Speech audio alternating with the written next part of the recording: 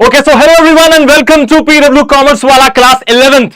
दोस्तों स्वागत है आपका इंडिया के सबसे बड़े कमबैक बैच में। आपका स्वागत है। मेरा नाम शिवम लोटवानी और मैं आपका बड़ा भाई हूं। अगर आपको मेरी आवाज, मेरी ऑडियो वीडियो एकदम क्लियरली विजिबल हो तो एक बार जरा चैट सेक्शन पे मोर बना दो। हाय हाय हाय, गुड आफ्टरनून, गुड आफ्टरनून। हाय मोहित सिंह, कविता अरोड़ा, विवेक श्रीवास्तव, अनामिका, अलीशा, डांस मयंक कुमार, शुभी गुप्ता, मोहित सिंह, अश्रिता शाह। वाह जी वाह, वाह जी वाह। शाका का बूम बूम। हेलो सुलुलुलु। जुड़ जाओ भाई, जुड़ जाओ। बहुत टाइम इंतजार करा यार मैंने तुम लोगों से मिलने का, बहुत टाइम इंतजार करा। पहले हमारा फर्स्ट बैच आया है ना, उसमें तो तुम लोग ऑफ कोर्स वहां तो तुम लोग पढ़ नहीं पाए। फिर मैंने कहा कोई नहीं, सेकंड बैच में तुम लोग पढ़ लोगे। फिर उसको लॉन्च करा सेकंड बैच को, फिर उसका ओरिएंटेशन करा और आज जाकर वो दिन फाइनली आ गया है कि मैं तुम लोगों को देख पा रहा हूं, तुम लोगों के नाम पढ़ पा रहा हूं। मेरे को बड़ा अच्छा फील हो रहा है, बहुत बहुत बढ़िया मुझे फील हो रहा है। और मैं स्वागत करता हूं आप सभी लोगों का इस बेहद खूबसूरत स्ट्रीम में जिसका नाम है कॉमर्स स्ट्रीम।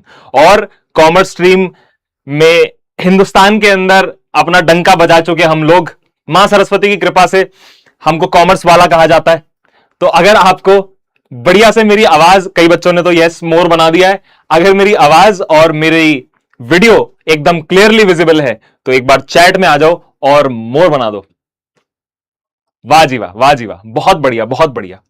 तो दोस्तों आज का जो सेशन हमने रखा है उस सेशन का नाम है बेस बिल्डिंग सेशन, उदय 2.0 बैच। और उदय 2.0 बैच के अंदर आज अकाउंट्स की पहली फ्री क्लास है, अकाउंटेंसी सब्जेक्ट की पहली क्लास है। और हो सकता है आपने मुझे इस चैनल पर किसी ना किसी रूप में देखा हो, किसी किसी वीडियो में देखा हो या किसी शॉर्ट्स में देखा हो, है ना। तो एक बार वो बच्चे बता दें जो ऑलरेडी जानते थे। जो लोग नहीं जानते उन्हें मैं बता दूं कि मैं कॉमर्स वाला के अंदर अकाउंटेंसी पढ़ा रहा हूं। मेरा नाम शिवम लोटवानी है और मैं थोड़ा सा वैसा पढ़ाता हूं अपना। अच्छा ठीक है गाइज, बढ़िया जी, बढ़िया, बहुत बढ़िया, बहुत बढ़िया। सर बढ़िया तो तब होगा जब इतनी मेहनत करने वाले जो लड़का है ना, इतना हट्टा कट्टा लौंडा गबरू जवान हमारा, है ना, वो कुछ खाएगा। Thank you sir, thank you. कुछ खा लीजिए सर। बहुत देर से आप पढ़ा रहे हैं सर, पूरे 5 मिनट हो चुके आपको पढ़ाते हुए। क्या हाल चाल है बच्चों, कैसे हो? 10वीं क्लास कैसी रही? चैट में एक बार रक्षक सर को प्रणाम करें आप सब लोग। रक्षक रक्षक सर ओपी लिखकर। और ये मोर क्यों बना रहा है सर? सर ये एक साइन है कि अगर इनको मेरी आवाज और मेरी वीडियो बढ़िया से क्लियर आ रही है तो फटाफट से मैं कहता हूं चैट सेक्शन में मोर बना दो, मोर बना दो। मोर तो ये मोर बना देते हैं टाइम से। ठीक है, रक्षक सर आ गए दोस्तों। और मिस यू ऑल बच्चों। मैं भी तुमको मिस कर रहा हूँ यार। सर कॉमर्स का 2.0 बैच है ये। अरे अच्छा, उदय 2.0 कॉमर्स वाला। कॉमर्स वाला उदय 2.0। क्या बात है। और आज से इनकी कॉमर्स की जर्नी का उदय हो रहा है सर। सही है सर, आप खाइए ना। अरे नहीं ना, प्लीज ना यार, आप लो ना सर, आपको बहुत जरूरत है सर इसकी यार। क्या हाल चाल है भाई? तो यार ऐसा है कि अब एक नई शुरुआत है, एक नई जर्नी है आप लोग की क्लास 11th की। सर मैं इसको यहाँ रख के जा रहा हूँ, खा लेना है, ठीक है। तो आप लोग की एक नई शुरुआत, एक नई जर्नी भैया के साथ हो रही है स्टार्ट। ये है हमारे प्यारे, नाम ले लो सर अपना जल्दी से। शिवम लोटवानी। शिवम, अरे ये वाला नाम नहीं, वो वाला। भाई आया है तो सिखा कर, भाई आया है सिखा के जाएगा। भाई आया है सिखा के जाएगा। सुनी हुई है पहले ये लाइन वैसे किसी मेरी वीडियो में। जहां तुम्हें सर दिख जाना बस तुम्हें ये बोलना है, भाई आया है सिखा के जाएगा, समझ गए ना। तो ये सच में आए हैं तो सिखा के जाएंगे और बहुत कुछ सिखा करके जाएंगे आपको। अकाउंट्स बहुत मक्खन बना देंगे, इनके पढ़ाने का तरीका बहुत प्यारा है। और सिर्फ इतना ही नहीं, ये सिर्फ अच्छा पढ़ाते ही नहीं है, ये एक अच्छे एंटरटेनर भी हैं। मैं आप ये एक बहुत बढ़िया एंटरटेनर है, एक बहुत बढ़िया आर्टिस्ट है। आप इनकी मिमिक्री सुनना, आप इनसे गाने सुनना, ये सब भी चलता रहेगा, लेकिन पढ़ाई ज्यादा जरूरी है, पढ़ाई सबसे पहले है, साथ साथ फन भी होना चाहिए। तो अकाउंट्स को फन बनाने के लिए शिवम सर आ गए हैं आप लोग के बीच में, और भाई आ गया है तो सिखा के तो जाएगा। ठीक है, थैंक यू सो मच। मैं चलता हूं सर, मेरी भी क्लास। सर मेरी पहली क्लास का बस 1 मिनट और लूंगा। मेरी पहली मेरे बैच की शुरुआत सर इससे ज्यादा खूबसूरत नहीं हो सकती थी। Thank you so much sir, thank you, thank you. भाई हो सर आप मेरे छोटे यार, बिल्कुल। मैं आता रहूंगा इन बच्चों से मिलने। Indeed Indeed Indeed, 100%। मिलता हूं सर आपसे।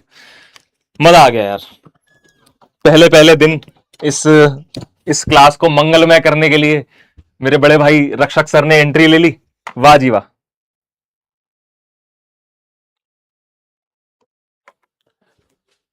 जी दोस्तों, तो खैर आगे चलते हैं।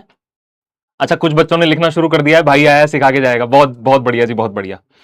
सो दोस्तों, अब इस जर्नी को आगे शुरू करते हैं। ऑफ कोर्स बहुत ज्यादा टाइम हम खराब नहीं करते यार। ये जो सेशन है मुझे नहीं पता कितना लंबा जाएगा, 1 घंटे भी जा सकता है, 1.25 घंटा भी जा सकता है, और हो सकता है अगर मजा आया, तुम लोग बने रहे, तो हो सकता है मैं 1.5 घंटा भी पढ़ा दूं, है ना। मैं तुम्हें पहले ये चीज क्लियर कर दूं कि हो सकता है अकाउंटेंसी सब्जेक्ट की तुमने कहीं कोई ट्रायल क्लास ली होगी, स्कूल में ले लिया होगा, या कहीं ऑफलाइन इंस्टीट्यूट में आपने पढ़ लिया होगा, या यूट्यूब पर कोई आपने वीडियो देख ली होगी, कोई लाइव सेशन देख लिया होगा। तो यार मैं ऐसा मानकर नहीं चलूंगा कि तुम्हें एक शब्द भी आता है अकाउंटेंसी के बारे में। मुझे तुम्हारी पढ़ाई जीरो से स्टार्ट करानी है। दो बातें होंगी, या तो तुम्हें ऑलरेडी सब कुछ आता होगा, या तुम नया सीख लोगे। ऑलरेडी आता होगा तो चुपचाप बैठना, नया सीखोगे तो नया सीख लेना मेरे साथ। तो आज इस सेशन का नाम बेस बिल्डिंग सेशन है। ना मैं चैप्टर 1 पढ़ा रहा हूं, ना मैं चैप्टर 2 पढ़ा रहा हूं। सिर्फ तुम्हारा एक बेस बिल्ड करना है मुझे, सिर्फ एक वार्म अप सेशन देना है। समझ में आ रही बात? ये समझ लो कि मेन वर्कआउट में जाने से पहले हम थोड़ी सी साइकिलिंग कर रहे हैं, थोड़ा सा ट्रेडमिल कर रहे हैं, ठीक है। तो आज एक बहुत छोटी सी प्यारी सी क्लास होने वाली है आपकी, और इस पूरी क्लास में मैं जो कुछ भी पढ़ाऊंगा उसकी पीडीएफ आपको नोट्स के माध्यम से मिल जाएगी। और वो कैसे आपको नोट्स मिलेंगे वो जरा आप ध्यान से देख लीजिए। आपको ये नोट्स ऐसे मिल जाएंगे। ये आपको क्यूआर दिख रहा है, इस क्यूआर को स्कैन कर लो, अभी कर लो, ठीक है बेटा। So you have to get your free notes through this QR code. आप इस क्यूआर कोड पे जाना, आपको आपके नोट्स मिल जाएंगे। क्लियर हो गई बात? अब आगे चलते हैं। आगे चलने से पहले अभी अभी, क्योंकि पिछले दिनों हम रिजल्ट सेलिब्रेट कर रहे थे, कॉमर्स वाला का एक ग्रैंड रिजल्ट सेलिब्रेशन हुआ 12th के बच्चों का। ऑफ कोर्स 12th में ही सरकारी एग्जाम होता है, सीबीएसई का एग्जाम। और वहां पर इतनी खुशी हुई जितनी खुशी मुझे तब नहीं हुई थी जब मेरा रिजल्ट आया था क्लास 12th का। तो ये कुछ चेहरे हैं। परिश्रम बैच हमारा होता है क्लास 12th का, उदय बैच तुम्हारा है। एक बार तुम्हारा उदय होता है पढ़ाई का, और फिर पढ़ाई में तुम लोग परिश्रम करते हो और फिर रिजल्ट लेकर आते हो। 11th का एग्जाम तुम्हारा हो रहा है 2027 में, 12th का एग्जाम तुम्हारा होगा 2028 में। और 2028 में जब 12th का एग्जाम होगा और जब रिजल्ट आएगा, तो मुझे रिजल्ट सेलिब्रेशन पे तू चाहिए। सुन रहा है ना? मेरी छोटी बहन सुन रही है ना? रिजल्ट सेलिब्रेशन पे तुम मुझे वहां पर चाहिए हो बैठे हुए। ये सारी जो तस्वीरें हैं, इस बच्चे का नाम प्रिया पाल बाबू है, ठीक है। ये देखो आप, सीबीएसई नेशनल टॉपर, 99.4% के साथ इस बच्चे ने नाम रोशन करा। अगली बच्ची नित्या गर्ग, नित्या के तो घर में खुद गया था अपनी टीम को लेकर। तो बहुत बहुत मजा आता है यार, बहुत मजा आता है, ठीक है ना। ये इतने सारे नाम हैं यहां पर। और अगला नाम मुझे तुम्हारा चाहिए, अगला नाम तुम्हारा चाहिए यहां पर, ठीक है। ये देखो कितना कितना बढ़िया बढ़िया रिजल्ट है। शुभ गुप्ता, वैष्णव सेठ, अभीक, निष्ठा, यशी, ये बढ़िया बढ़िया टॉप कॉलेजेस में जाने वाले ये बच्चे, ये मचाने वाले अपनी जिंदगी में। क्योंकि अब इनको आ गई है खुंदक, अब इनको समझ में आ गया है पढ़ाई का जो रंग है ना, पढ़ाई का जो फ्लेवर है, वो अब इनकी जीभ पर स्वाद लग गया है। ये जाने वाले इंडिया के टॉप कॉलेजेस में, ये बैठने वाले हैं टॉप मैनेजमेंट पोजीशंस पर, ये करने वाले हैं बड़ी बड़ी कंपनीज को हैंडल। तो यहां पर next is who is the next? You, तुम हो नेक्स्ट। और पॉसिबल है, तभी मैं कह रहा हूं पॉसिबल है। आ रही बात समझ में? सर नेम ले लो प्लीज। भाई मैं नाम पढ़ता इतने में आपका नाम ऊपर चला गया, सॉरी। ये देखो आप, रिजल्ट खत्म ही नहीं हो रहा भाई साहब। ये है result, applied mathematics 100 out of 100। बहुत बढ़िया रिजल्ट था इस बार, मां सरस्वती की कृपा से। अब रिजल्ट की बातें हो गई, मैंने आपको क्यूआर कोड भी दिखा दिया। अब मैं आगे चलता हूं, ठीक है। और आगे चलने से पहले मुझे आपसे कुछ वादे चाहिए। सबसे पहला वादा कि बढ़िया से पढ़ाई करोगे पूरे साल या नहीं करोगे। रिजल्ट सेलिब्रेशन इवेंट में आ रहे हो या नहीं आ रहे हो। और रिजल्ट सेलिब्रेशन इवेंट में आने के लिए पता है ना क्या करना पड़ता है? रिजल्ट लाना पड़ता है बढ़िया। तो कुछ 2-3 बातें हैं भाई, उस पर अगर आप काम करते हो तो बाकी मैं संभाल लूंगा। सबसे पहला, पूरे साल मुझे आपकी अटेंडेंस सिर्फ क्लास में नहीं, होमवर्क में भी चाहिए। क्लास में रेगुलर अटेंडेंस तो है ही जरूरी, ठीक है। क्लास में तो रेगुलर अटेंडेंस है ही जरूरी, लेकिन होमवर्क में भी मुझे रेगुलर अटेंडेंस चाहिए आपकी। मैं कहूं 4 क्वेश्चन करके लाने हैं तो तू 6 करके ला, फिर देख कैसे नहीं तेरे को अकाउंट समझ में आती, ठीक है। रोज 1 घंटा पढ़ना संडे को 6 घंटे पढ़ने से लाख गुना बेटर है। अकाउंटेंसी सब्जेक्ट और ये सिर्फ और सिर्फ अकाउंटेंसी के बारे में बोलूंगा। ये सब्जेक्ट बड़ी कंसिस्टेंसी मांगता है भाई, मेहनत नहीं, कंसिस्टेंसी। रात को 2 बजे तक 3 बजे तक जाग के पढ़ाई नहीं करनी, आंखों में छींटे मार मार के नहीं जागना, ना जी ना, कंसिस्टेंसी। आप मेरे सब्जेक्ट को डेली का 1 घंटा देते हो तो वो सफिशिएंट है। संडे को इकट्ठा 6 घंटे पढ़ने बैठ गए, उससे तो बेटर है कि डेली पढ़ लो 1-1 घंटा, ठीक है। इसके बाद जब लगे कि बहुत पढ़ लिया तो और पढ़ो, जब लगे कि बहुत पढ़ लिया तो और पढ़ो। यह तरीका है भाई अकाउंट्स में एक्सेल करने का। और बाकी मैं सिर्फ इतना कहूंगा कि बस तुम इतना कर लो, बाकी मैं संभाल लूंगा, क्योंकि भाई आया है सिखा के जाएगा। तो अब मैं इस क्लास को आगे बढ़ाना चाहता हूं दोस्तों, और एक बार बस मैं चाहूंगा कि आप लोग चैट सेक्शन पर ये खूबसूरत लाइनें लिख दो, क्योंकि मेरा जो रिश्ता मुझे आप लोगों के साथ बनाना है वो सर वाला रिश्ता कम और बड़े भाई वाला, शिवम भैया मुझे आप बोल सकते हो प्यार से, मुझे वो रिश्ता चाहिए, वो ज्यादा इमोशनल है, उसमें ज्यादा पर्सनल टच है कि नहीं। तो एक बार चैट सेक्शन में आप फटाफट से लिख दो, भाई आया है सिखा के जाएगा। आगे शुरुआत करते हैं फिर।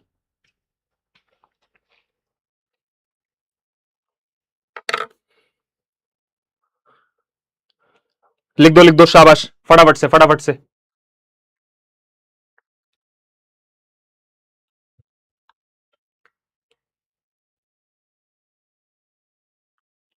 जी दोस्तों,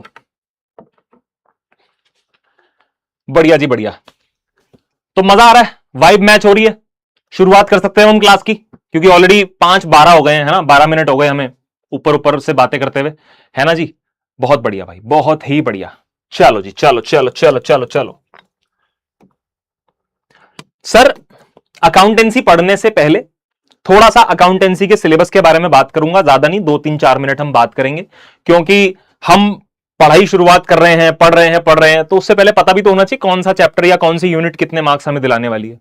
रोड मैप पूरे साल का तो मैं देता रहूंगा आपको, या तो सेम यूट्यूब चैनल पर किसी वीडियो के माध्यम से मैं आपकी हेल्प करूंगा, हाफ ईयरली में, एनुअल्स में, और भी हमारी टीम है और भी टीचर्स हैं, वो भी आपको हेल्प करेंगे। बट पहले एक बार सिलेबस की बात कर लेते हैं भैया। सिलेबस क्या है हमारा, कैसे है सिलेबस जी। तो भैया अकाउंटेंसी का जो सब्जेक्ट कोड है वो 055 है सीबीएसई के अंदर, और आपका जो सेशन चल रहा है वो चल रहा है 2026-27 वाला सेशन, है ना, 2026-27 वाला सेशन चल रहा है। थियरी 80 मार्क्स की है, प्रोजेक्ट 20 मार्क्स का है। कहने का मतलब कि आपका जो एग्जाम होगा, मेन एग्जाम, एनुअल एग्जाम, वो 80 नंबर का रहेगा और 20 नंबर आपको मिलेंगे प्रोजेक्ट फाइल बनाकर, प्रोजेक्ट वर्क कंप्लीट करके आपको 20 नंबर मिलेंगे। अब यहां पर सर 3 पार्ट्स में आपको आपके मार्क्स मिलते हैं, पार्ट ए, पार्ट बी और पार्ट सी। पार्ट सी तो हो गया प्रोजेक्ट वर्क 20 नंबर वाला। पार्ट ए के अंदर आता है फाइनेंशियल अकाउंटिंग का पार्ट 1, और पार्ट बी के अंदर आता है फाइनेंशियल अकाउंटिंग का पार्ट 2। कई करिकुलम्स में ये 2 अलग अलग किताबें दी जाती हैं, और कई करिकुलम्स में एक ही किताब दे दी जाती है, मोटी टीएस ग्रेवाल या डीके गोयल, है ना। तुम्हारे स्कूल में क्या चलता है, टीएस चलती है, डीके चलती है, एनसीईआरटी चलती है, या कोई और राइटर की किताब चलती है, बताओ जरा, शाबाश।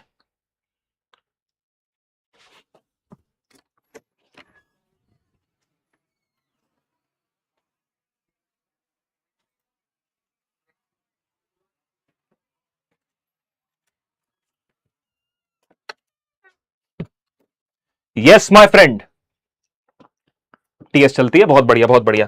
अब कई बच्चों को लग रहा होगा कि यार सर तो टीएस के हिसाब से पढ़ाएंगे, या सर तो एनसीईआरटी के हिसाब से पढ़ाएंगे, या सर तो डीके गोयल के हिसाब से पढ़ाएंगे। मैं किसी भी किताब से नहीं पढ़ाऊंगा, मेरा अपना मटेरियल है। मैंने पहले ऑफलाइन भी पढ़ाता था मैं, और ऑनलाइन में भी मुझे अब टाइम हो गया है, तो मेरा अपना मटेरियल है, अपने मेरे नोट्स हैं, अपने मेरे क्वेश्चंस हैं, वो मैं क्लास में लेकर आऊंगा, और वही मोर देन सफिशिएंट है। उसके अलावा जो तुम घर जाके पढ़ाई करते हो वो तुम्हारा सरप्लस है। मजा आएगा अब आएगा रिजल्ट। अब मम्मी पापा को प्राउड फील कराना है। 10वीं में जितने मार्क्स आए नहीं आए उसको छोड़ो, अब प्राउड फील कराना है भाई, बहुत हो गया अब, ठीक है। चलो भैया, ये हमारा सिलेबस है। हमारी फाइनेंशियल अकाउंटिंग की जो यूनिट नंबर 1 है और यूनिट नंबर 2 है वो 12 और 44 मार्क्स की है, तो टोटल 56 मार्क्स आपको यहां से मिलते हैं। 24 मार्क्स में आती है आपकी फाइनेंशियल अकाउंटिंग की यूनिट 2, 24 मार्क्स आपको यहां से मिलते हैं, 20 मार्क्स आपको यहां से मिलते हैं। ओवरऑल आपके 100 नंबर कंप्लीट हो जाते हैं। क्लियर हो गई बात? चलो जी, चलो चलो चलो चलो चलो चलो। थियोरेटिकल फ्रेमवर्क जो है 12 नंबर का, उसमें ये कुछ चैप्टर्स हैं। अभी तो ऑफ कोर्स मैं कोई चैप्टर पढ़ा ही नहीं रहा, बेस बिल्डिंग सेशन है, तो मैंने कहा एक बार बता देता हूं। थियोरेटिकल फ्रेमवर्क 12 नंबर का, उसमें कंप्लीट थियरी चैप्टर्स हैं ये सारे, ठीक है जी।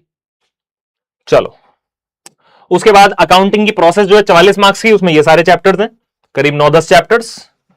देन उसके बाद में जो फाइनेंशियल स्टेटमेंट नंबर 2 है 24 नंबर का, उसमें ये 3 चैप्टर्स हैं।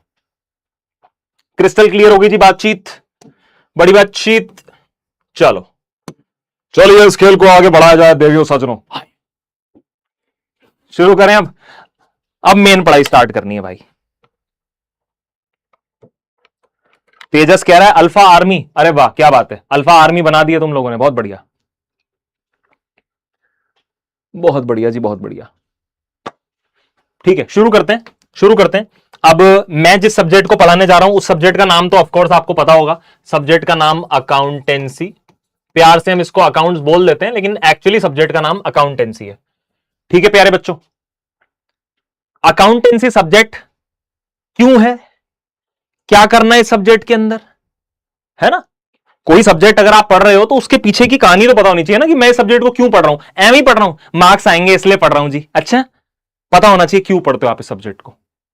तो आइए एक लाइव बिजनेस का एग्जांपल लेकर मैं आपको समझाने की कोशिश करता हूं कि आप इस सब्जेक्ट को काहे पढ़ रहे हो।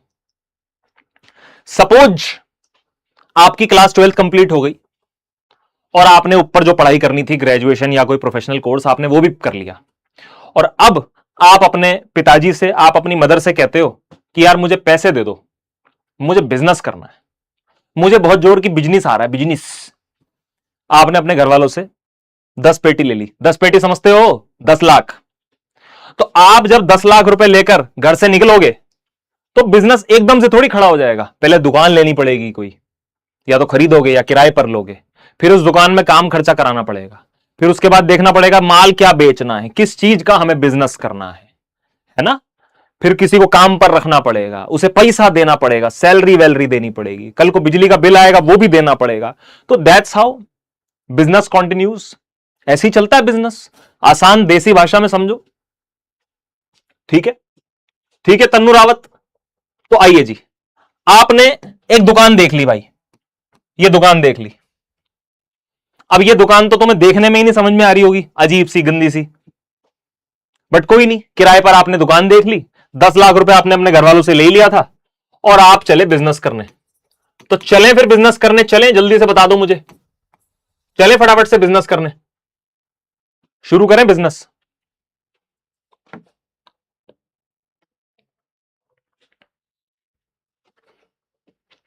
चलो भैया, दुकान देख ली, दुकान समझ में आ गई, अच्छी खासी बड़ी दुकान है, अब यहां पर कोई भी धंधा शुरू किया जा सकता है। आगे बढ़ते हैं, इस दुकान में तुम आ गए 10 पेटी कैश लेकर। अब दुकान में तुम ऐसे खड़े हो बावले की तरह, 10 पेटी 10 लाख रुपए हाथ में कैश लेके, इससे हो जाएगा बिजनेस? नहीं ना, काम कराना पड़ेगा, सोचना पड़ेगा कि किस चीज का बिजनेस करना है। तो ठीक है, हमने नेक्स्ट डे थोड़ा सा दुकान में काम खर्चा करा लिया, थोड़ा बहुत हमने फर्नीचर खरीद लिया, 10 लाख रुपए हमारे पास थे, उसमें से हमने थोड़ा फर्नीचर खरीद लिया कि भैया अपने बैठने की तो व्यवस्था बने, है कि नहीं। तो बैठने की व्यवस्था बना ली, टेबल चेयर कुर्सी सोफा वोफा सब डाल लिया, और भैया हमने साइड में थोड़े फर्नीचर के शेल्फ्स भी रख लिए। अब यहां पर जो बेचना होगा बेच देंगे हम, इतना क्लियर है। तो शुरू में हमारे पास 10 लाख रुपए थे, अब 10 लाख रुपए नहीं बचे ऑफकोर्स, क्योंकि अब थोड़ा क्या आ चुका है, फर्नीचर आ चुका है। आ रही है ना बात समझ में। तो मान के चलते हैं अब आपके पास जो कैश बचा है वो बचा है 8 लाख रुपए, और जो फर्नीचर आ गया दुकान के अंदर वो है 2 लाख रुपए का। क्लियर है, क्लियर है, एकदम क्लियर है। आगे चलते हैं। उसके बाद आपको लगा यार इतनी गंदी दुकान में तो काम होगा नहीं, तो आपने दुकान में थोड़ा रंग रोगन कराया, थोड़ा पेंट पूंट कराया, दुकान को थोड़ा दिखने लायक आपने बनाया, या आपकी दुकान में आपने देखो क्या शानदार पेंट करा दिया। बिजनेस आइडिया अभी भी नहीं है, अभी फर्नीचर खाली पड़ा हुआ है, माल वाल नहीं भरा अभी दुकान के अंदर, है ना। अभी माल वाल कुछ नहीं भरा दुकान के अंदर, बैठे हुए हैं वेल्ले की तरह, बस ठीक है थोड़ा काम खर्चा करा दिया, पेंट वेंट करा दिया, अब दुकान बढ़िया लग रही है ना। दुकान एकदम बढ़िया ब्यूटीफुल सुंदर लग रही है कि नहीं लग रही, हमारी दुकान एकदम नौरा फतेही लग रही है कि नहीं लग रही।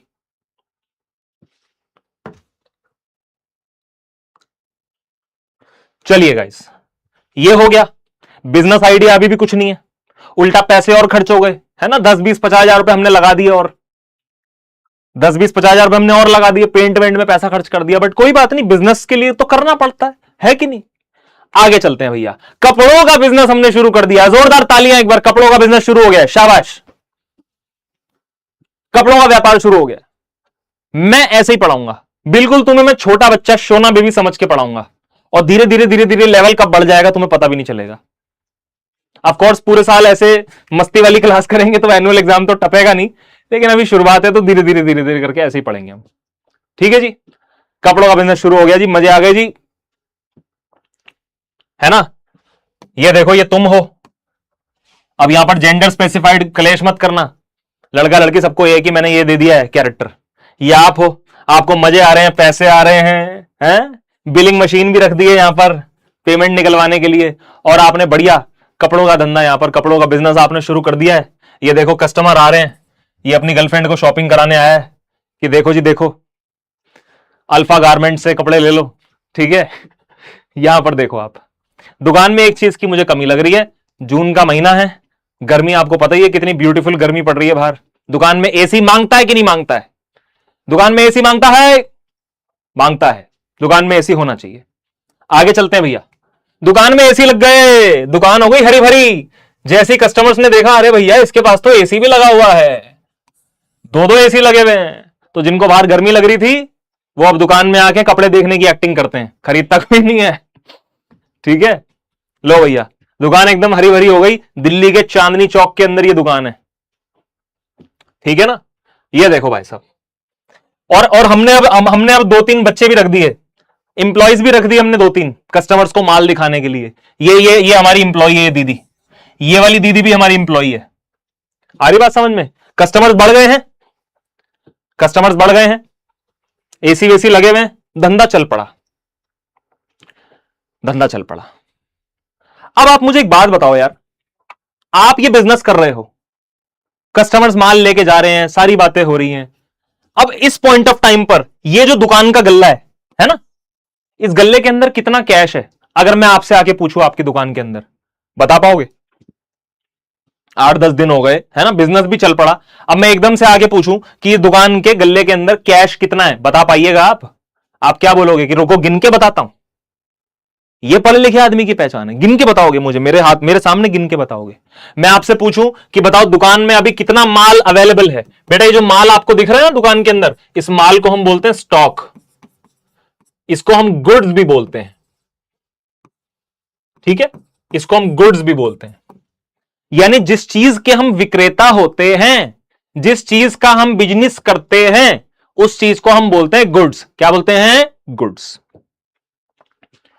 लेकिन हमारी दुकान में और भी प्रॉपर्टीज हैं, जैसे ये एसी है, इस एसी को हम बोलेंगे एसेट। क्या बोलेंगे प्यारे बच्चे? ये हमारी एसेट्स हैं। ऑफ कोर्स जो माल आपकी दुकान में पड़ा है वो भी आपकी एसेट है, आपकी प्रॉपर्टी है, जब तक आप बेच ना दो सामने वाले को, है ना। ये है सर, जो ये फर्नीचर है आपकी दुकान में, ये भी आपकी दुकान की प्रॉपर्टी है। हाँ, इन्वेंट्री भी बोलते हैं बेटा, शाबाश, इन्वेंट्री भी बोलते हैं। आ रही बात समझ में? तो अकाउंटिंग क्यों जरूरी है, जो आप सब्जेक्ट पढ़ रहे हो वो क्यों जरूरी है? जब हम बिजनेस चलाते हैं तो होती है बहुत सारी ट्रांजैक्शंस। ट्रांजैक्शंस का मतलब होता है प्यारे बच्चों लेन देन, अब ये आगे भी आएगा इस क्लास में। ट्रांजैक्शन का मतलब होता है लेन देन चलता रहता है बहुत सारा। माल खरीदा, माल खरीदने पर पैसा गया, माल आया। अगला ट्रांजैक्शन माल बेचा, माल बेचने पर माल गया, पैसा आया, है ना। जो स्टाफ है हमारा उसको सैलरी दी, तो हमने उनसे काम करवाया, बदले में पैसा दिया, ट्रांजैक्शन। तो बहुत सारी ट्रांजैक्शंस होती रहती हैं। अब उन ट्रांजैक्शंस को, हमारा दिमाग कंप्यूटर तो है नहीं, हम एआई तो है नहीं, मनुष्य ने खुद एआई बनाया और खुद एआई से डर रहा है, कैसा है ये मनुष्य? तो हमारा दिमाग कंप्यूटर तो नहीं है ना, तो इसलिए रिकॉर्ड करना पड़ेगा चीजों को, और रिकॉर्ड करने की जो कला है उसी को हम बोलते हैं अकाउंटिंग। बात तेरे दिल तक पहुंच गई कि नहीं पहुंच गई, जल्दी से बता दे। तो बहुत सारी ट्रांजैक्शंस होती हैं और ट्रांजैक्शंस को रिकॉर्ड करना होता है, क्योंकि याद तो हम रख नहीं सकते, और रिकॉर्ड करने की जो कला है, जो रिकॉर्ड करने का जो आर्ट है, उसी को हम बोलते हैं अकाउंटिंग, उसी को हम बोलते हैं अकाउंटिंग। यह बात आपके दिल पे जाके लगी कि नहीं लगी, ये बताइए।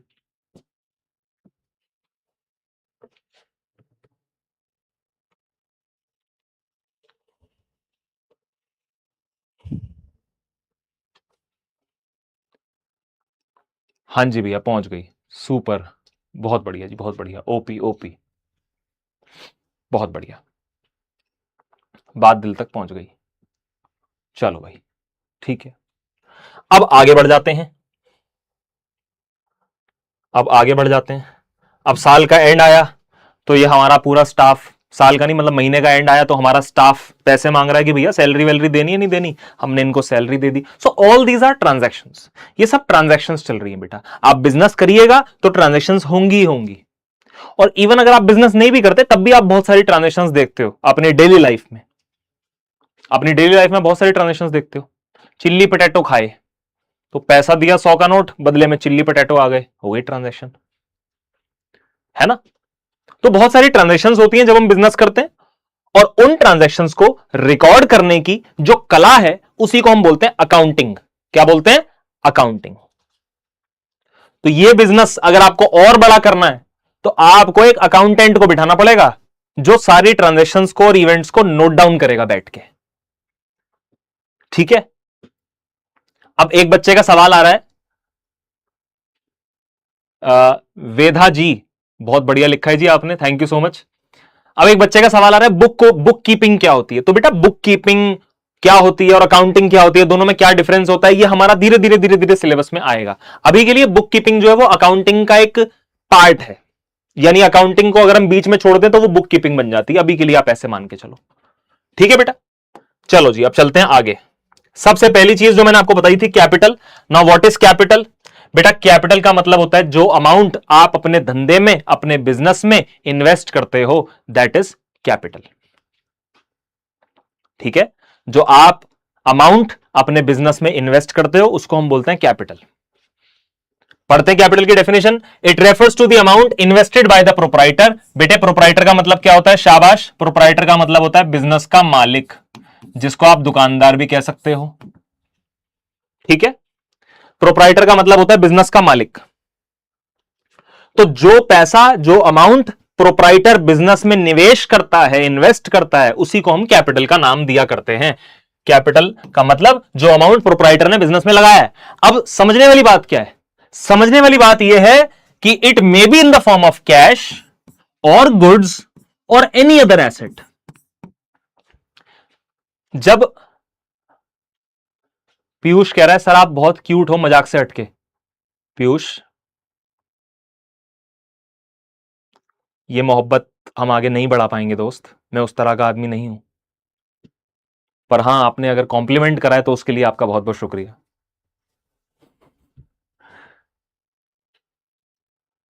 सही है, सही है जी, सही है, बहुत बढ़िया।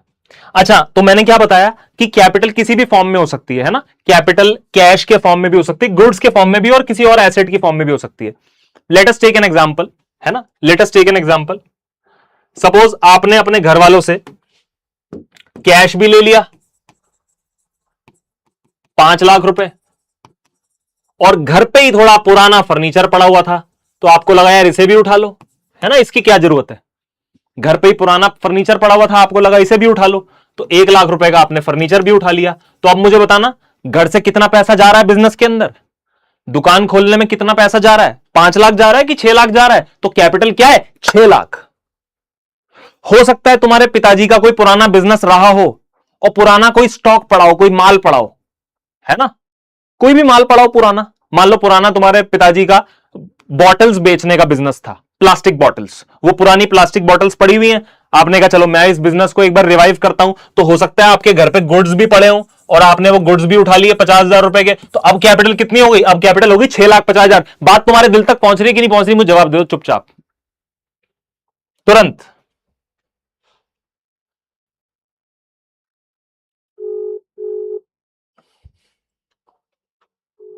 बात दिल तक पहुंच रही है कि नहीं पहुंच रही है? तो कैपिटल का मतलब आपको बढ़िया से समझ आ गया कि नहीं आ गया? और इसी बीच दोस्तों, इसी बीच एक बहुत बड़े सेलिब्रिटी का कॉल आ गया मेरी क्लास के अंदर, ठीक है। एक बच्चा कह रहा है Krishna sir you are very handsome. अरे मैं अभी एक भाई से मिलवाऊंगा अपने, वो भी बहुत हैंडसम है, ठीक है। तो दोस्तों वैसे तो मैम की क्लास कल है, लेकिन मैम अभी आई हैं आपसे बात करने के लिए। Please welcome CS Payal Popli ma'am, the queen of quirky examples, the queen of business studies. Hello चलो कैसे हो आप? आई होप तुम्हारी क्लास बहुत सुपर हिट जा रही है क्योंकि शिवम भैया तुम्हें पढ़ा रहे हैं। बहुत मजा आ रहा होगा आपको इनके साथ। एंड इसी तरह से हम कल मिलने वाले हैं बिजनेस स्टडीज की क्लास के लिए भी, जहाँ पे आप होपफुली इतना ही एंजॉय करेंगे मेरी क्लास में भी। बाकी सुपर हिट जा रही है सर, आपकी क्लास बहुत बेहतरीन, बहुत मजा आ रहा है। चलिए, इतना थैंक यू सो काफी है या और तारीफ करूं? नहीं नहीं मैम, तारीफ करने की जरूरत नहीं है, मुझे मालूम है मैं अच्छा पढ़ाता हूँ। ओ ओ ओ ओ दैट्स ग्रेट सर। चलिए बच्चे, कल मिलेंगे, अभी सर की क्लास एंजॉय ठीक है बच्चों, तो मैम ये जो मैम है ना, ये वाली, ये पढ़ाती हैं थोड़ा सा बढ़िया, काफी बढ़िया मतलब, है ना। तो मैम खुद एक कंपनी सेक्रेटरी हैं, तो मैम से अगर आपको बिजनेस स्टडीज पढ़ने को मिल रहा है तो ये वाकई सौभाग्य वाली बात है। तो कल मैम की क्लास सेम टाइम है ना, सेम टाइम सेम जगह अगले दिन। तो आप प्लीज आ जाइएगा, ठीक है, 5 बजे आप क्लास में आ जाइएगा। ऑलराइट आ गए सर मेरी इतनी तारीफ सुन के। Thank you so much. Okay, bye bye. चलिए मैम, ओके मैम, बाय।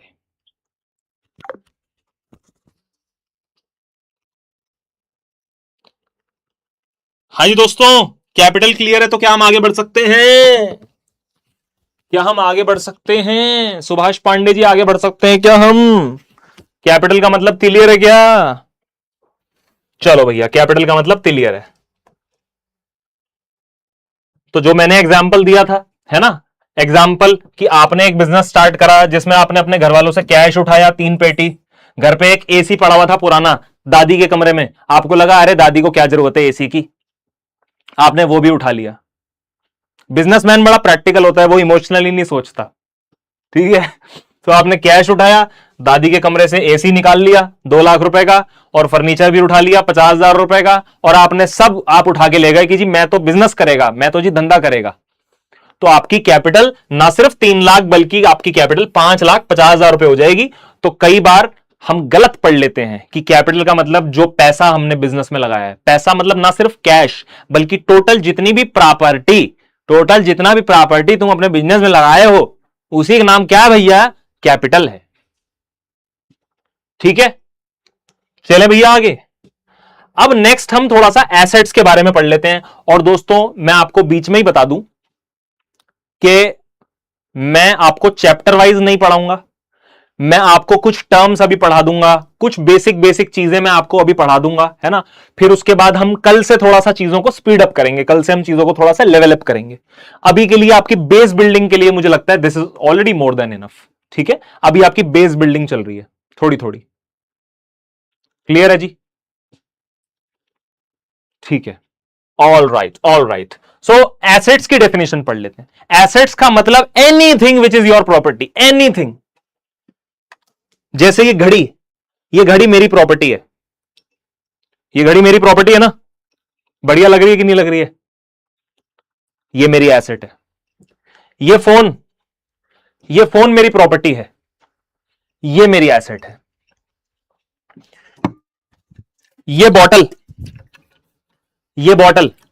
ये मेरी प्रॉपर्टी नहीं है, तो ये मेरी एसेट नहीं है। ये ऑफिस की प्रॉपर्टी है, ये ऑफिस की प्रॉपर्टी है, ये मेरी एसेट नहीं है। तो एसेट का मतलब हर वो चीज जिस पे तुम्हारा अधिकार है, जो तुम्हारी है। सुन रहा है? हर वो चीज जिस पे तुम्हारा अधिकार है, जो सिर्फ तुम्हारी है, वो एसेट है। तो अब बैक ऑफ द माइंड में चल रहा होगा कौन हमारी एसेट है और कौन नहीं है ना। आ रही बात समझ में? चलो भाई, तो ये होता है जी एसेट्स का मतलब। आप बिजनेस करते हो तो बिजनेस में इवन जो आपका माल पड़ा हुआ है वो भी आपकी एसेट है, जब तक आप बेच नहीं देते, है ना। जब तक आप उस माल को बेच नहीं देते तब तक वो भी आपकी एसेट है। हमारे बिजनेस के अंदर टेबल, चेयर, कुर्सियां, एसी, फर्नीचर, ये भी हमारी एसेट है। कोई मशीन पड़ी है, कोई कंप्यूटर पड़ा है, हमारी एसेट है, सब हमारी एसेट है, ठीक है। चलिए जी, चलिएगा, कोई धक्का मुक्की नहीं करेगा, कोई धक्का मुक्की नहीं करेगा। आगे बढ़ते हैं भैया,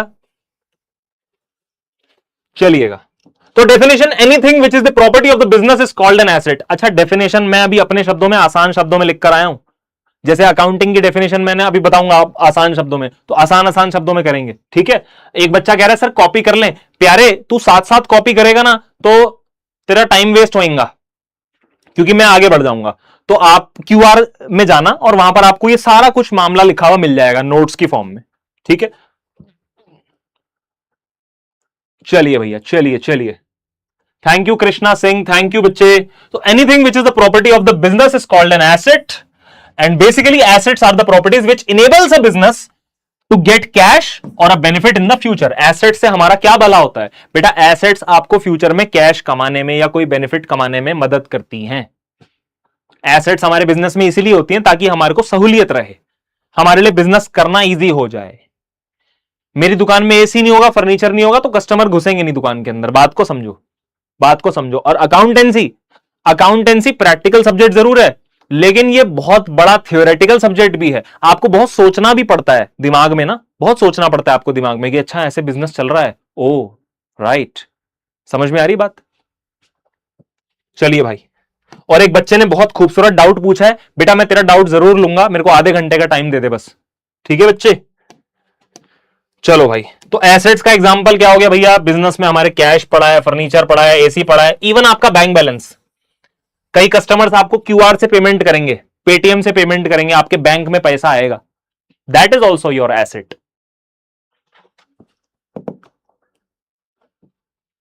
ठीक है? हाँ जी, that is also your asset, वो भी आपकी एसेट है।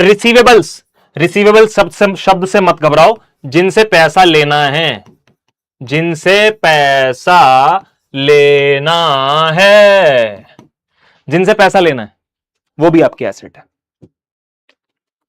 क्लियर हो गई बात? आगे बढ़ जाते हैं भाई साहब, आगे बढ़ जाते हैं।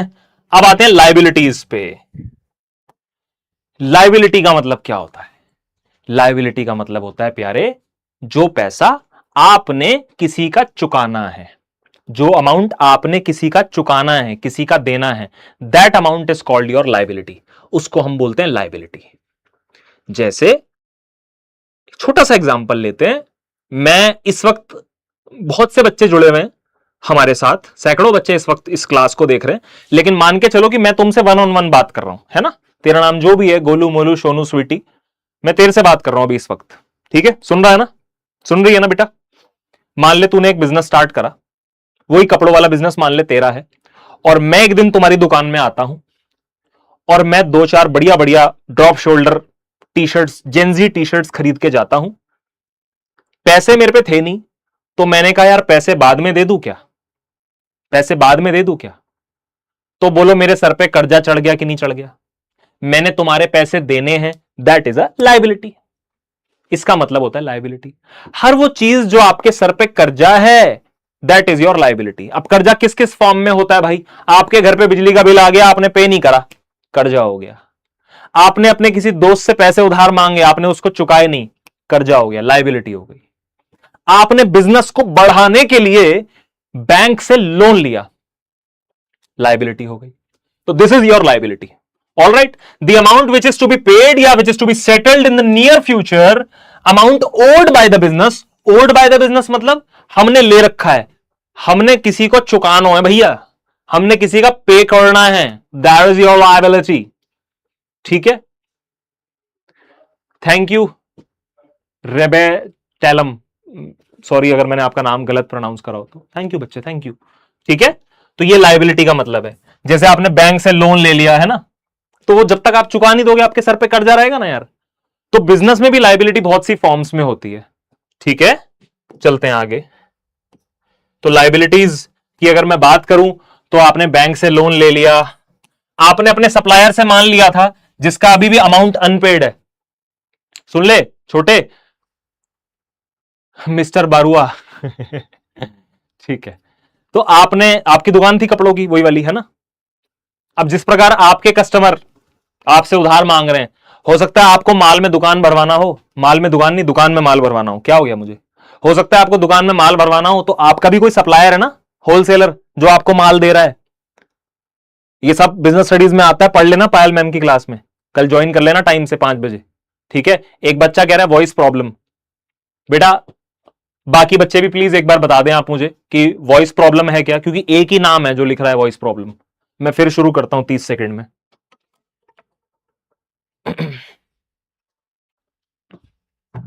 एक बार सारे बच्चे लिख दो नो प्रॉब्लम, अगर वॉइस मेरी सही है तो।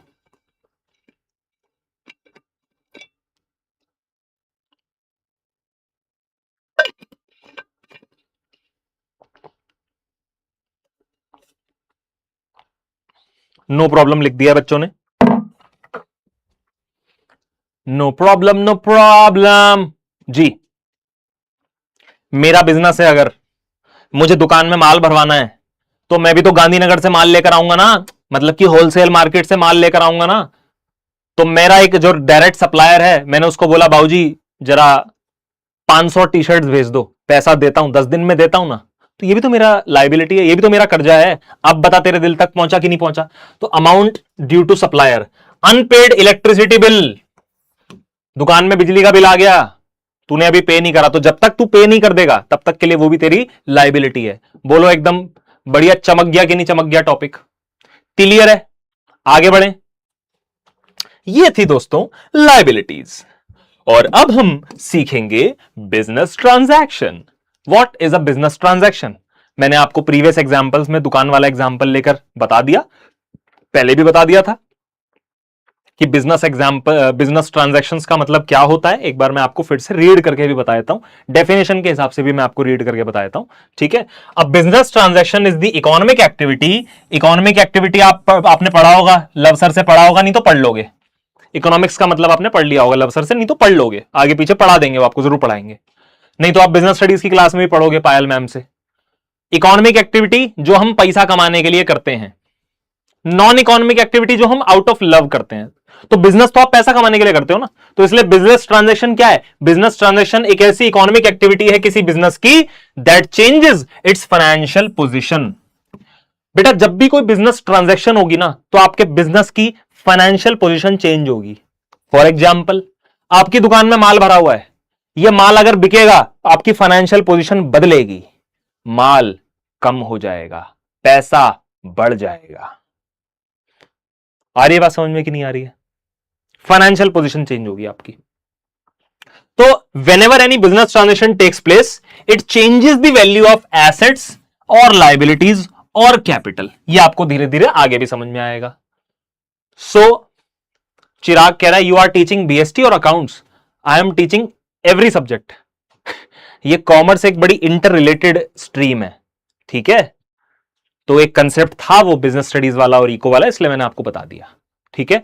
अब मेरे सारे छोटे भाई बहन जितने भी यहां पर मेरे साथ जुड़े हुए हैं, दीपा है, आयुष है, माधव है ना, और हसन है, तेजस गेमिंग है, दीप अपना ओनली गेमिंग है, और तुम्हारा सुभाष पांडे है, जितने भी बच्चे जुड़े हुए हैं एक बार मुझे बता दो यहां तक की सारी प्रोसेस क्लियर है? क्लास को आगे बढ़ा सकते हैं क्या हम?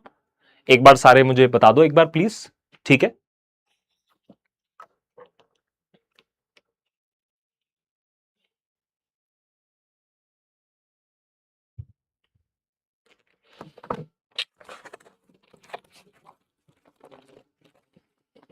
ये भी खा लेते हैं हम साथ साथ।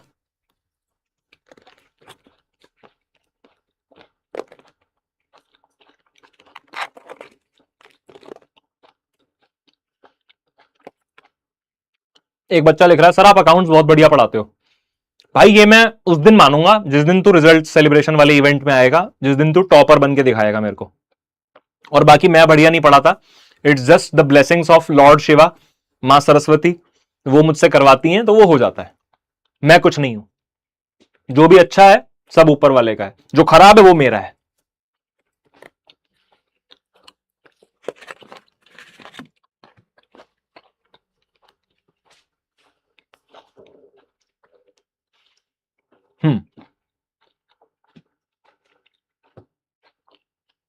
बढ़िया जी, बढ़िया बढ़िया बढ़िया बढ़िया बढ़िया। चलिए चलिएगा चलिएगा चलिएगा, आगे बढ़ते रहिए आगे बढ़ते रहिए, कोई धक्का मुक्की नहीं करेगा। अब इससे पहले कि मैं आपको समझाऊं आगे का कुछ, मैं आपको मिलवाना चाहता हूं एक बंदे से। अब आप भी सोच रहे होगे कि यार कितने लोगों से तो मिलवाते हो आप क्लास के अंदर, है ना। तो मैं आपको एक धुआंधार पार्टी से मिलवाना चाहता हूं। एक बहुत तगड़ी पार्टी से मैं आपको मिलवाना चाहता हूं, जिनसे आप मिलोगे तो आपके होश खो जाएंगे, और वो है ये ल्यूका पैसियोली। इनका नाम ल्यूका पैसियोली है। He is known to be the father of accounting. Accounting की आपकी जो किताब है, अगर आपने परचेज करी है, उस किताब पे लिखा होगा डबल एंट्री बुक कीपिंग। तो ये क्या एक सिस्टम होता है, डबल एंट्री सिस्टम, जिसके बारे में ऑफकोर्स आपको धीरे धीरे आपका बड़ा भाई बताएगा। ठीक है, आपको मैं बताऊंगा। तो डबल एंट्री सिस्टम के ऊपर सबसे पहले इन्होंने लेखनी लिखी थी। इनको एक बार पैर छू के प्रणाम, बाबूजी राम राम। ये है Luca Pacioli, the father of accounting. कई बच्चे ढंग से पढ़ नहीं पाते तो लुक्का बोल देते हैं। मैंने पूछा एक बच्चे से ऑफलाइन में, मैंने कहा बता फादर ऑफ अकाउंटिंग कौन है? कहता लुक्का पकौड़ी। अरे मैंने कहा ल्यूका पैसियोली नाम है उनका, पागल वागल हो गया क्या तू? तो ये इटालियन मैथमेटिशियन भी थे, और इन्होंने डबल एंट्री सिस्टम के ऊपर किताबें भी लिखी, अकाउंटिंग इंट्रोड्यूस करी, और वही सिस्टम है जो आगे चलकर सबने फिर वर्ल्ड वाइड फॉलो किया, double entry system of accounting. The Italian Luca Pacioli recognized the father of accounting and bookkeeping was and bookkeeping, and he was the first person to publish a work on double entry bookkeeping and introduce the field in Italy. आ रही बात समझ में? चलिएगा भैया, आगे बढ़ जाते हैं। अब मैंने आपको बहुत कुछ बता दिया है ना बेटा, मैंने आपको बहुत कुछ बता दिया। अब आपको समझ में आएगा कि बेसिकली अकाउंटिंग का क्या मतलब है फिर, है ना प्यारे बच्चों? अब आपको समझ में आ जाएगा कि अकाउंटिंग क्या है ना? अब समझ में आएगा व्हाट इज अकाउंटिंग। तो देखो, पहले तो मुझे बताओ, प्यार आसान भाषा में समझाऊं, घर वाली भाषा में समझाऊं, बड़े भाई वाली भाषा में, या टीचर वाली भाषा में समझाऊं? इसलिए मैं ज्यादा किताबी डेफिनेशंस नहीं लिख कर आया हूं यहां पर, है ना? तो अगर हम किताब की बात करें तो according to American Institute of Certified Public Accountants, accounting is an art of recording, classifying, summarizing in a significant manner and in terms of money transactions and events which are in part at least of financial character and interpreting the results thereof. कुछ समझ में नहीं आया ना? नहीं आया ना? तो मैं आपको आसान भाषा में लिख के समझाता हूं। देखो भाई, accounting is the art of recording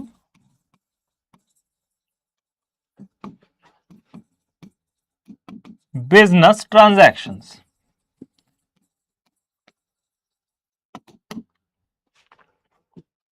ठीक है। Accounting is the art of recording business transactions.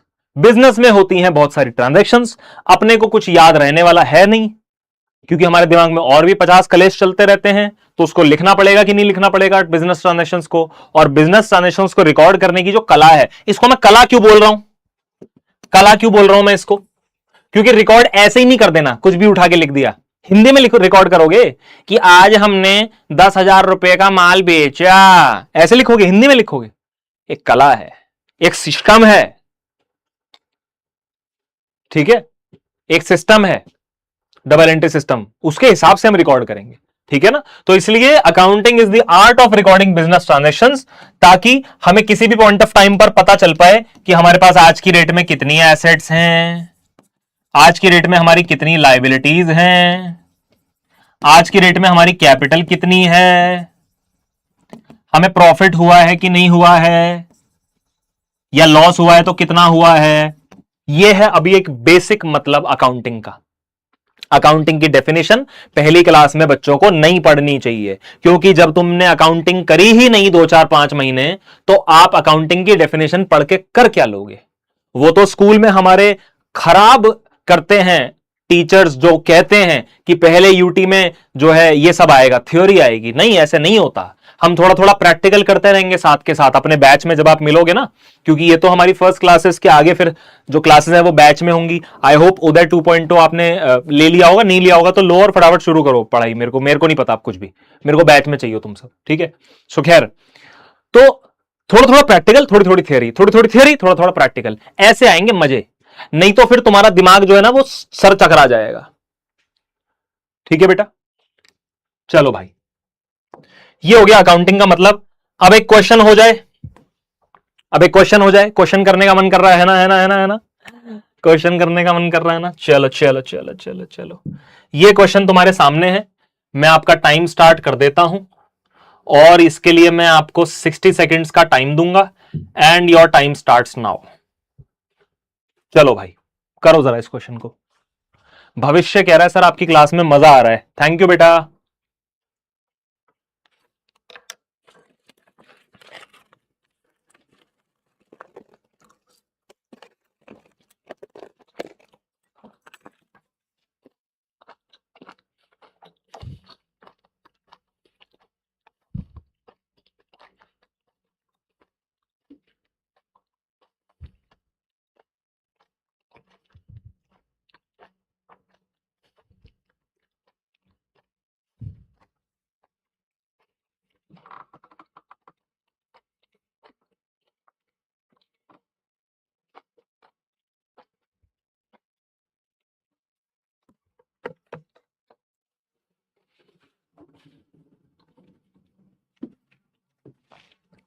चलो भाई कह रहा है विच of the following is not a business transaction. निम्नलिखित में से क्या एक बिजनेस ट्रांजैक्शन नहीं है? टाइम अप होने वाला है, जल्दी करो यार, क्या कर रहे हो तुम? जिनको पोल नहीं दिख रहा कोई बात नहीं, घबराओ मत यार, गुस्सा मत करो यार, मैं यहां से आपका आंसर रीड कर लूंगा। मुझे नहीं पता कार्तिक ने आंसर डी दिया है, मुझे नहीं पता योगिता ने आंसर बी दिया है, सब दिख रहा है मुझे।